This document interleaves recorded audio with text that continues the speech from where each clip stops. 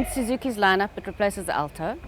The Alto was our entry-level A-segment hatch, and it's now been replaced with the Celerio, which takes over. It's positioned just underneath the Splash, which is positioned just underneath the Swift.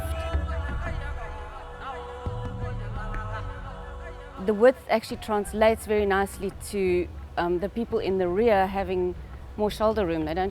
They're not quite as cozy as they were previously. It was the first time when I actually started in the car upright, and I had quite a bit of headspace between the top. Also, they've lengthened the wheelbase and shortened the overhangs.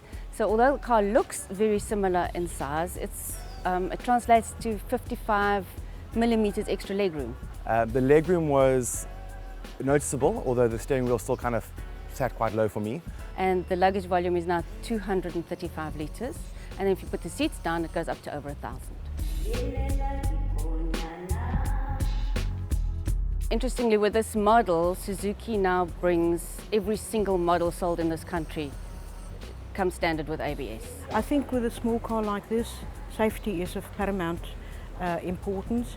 Also, airbags across the range, both driver and passenger. There were compartments in the car for everything.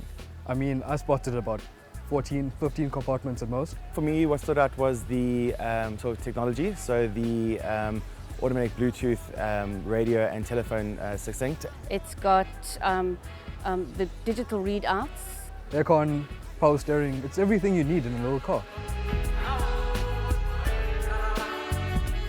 Celerio comes with a 1-litre engine. There's 2 transmissions available. The one is the normal manual transmission. It's a 5-speed gearbox. The other one is known as an automated manual transmission.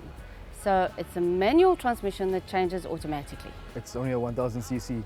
I mean, coming uphill, we did struggle a bit, but we actually found that the aircon didn't make much of a difference. Even with the slightly narrower tyres and that sort of thing, you don't feel that from a drive perspective. So from inside behind the steering wheel, the drive is quite comfortable, it's very smooth. I found it to be feeling like a really high quality car.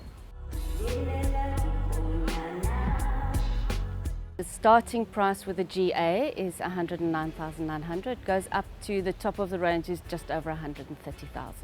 I was quite surprised at the pricing, to be honest with you. It does stack up really, really well and could potentially be quite competitive. I think it's quite competitively priced. I mean, if you look at the Datsun, you pick that up for about 90 grand. With the Datsun, I feel that safety features on the Datsun aren't that grand. And I think for 20 grand more, 30 grand more with the Suzuki, you're actually getting real value for money. I'm always happy to see that there's a car of good quality coming in at a very competitive price.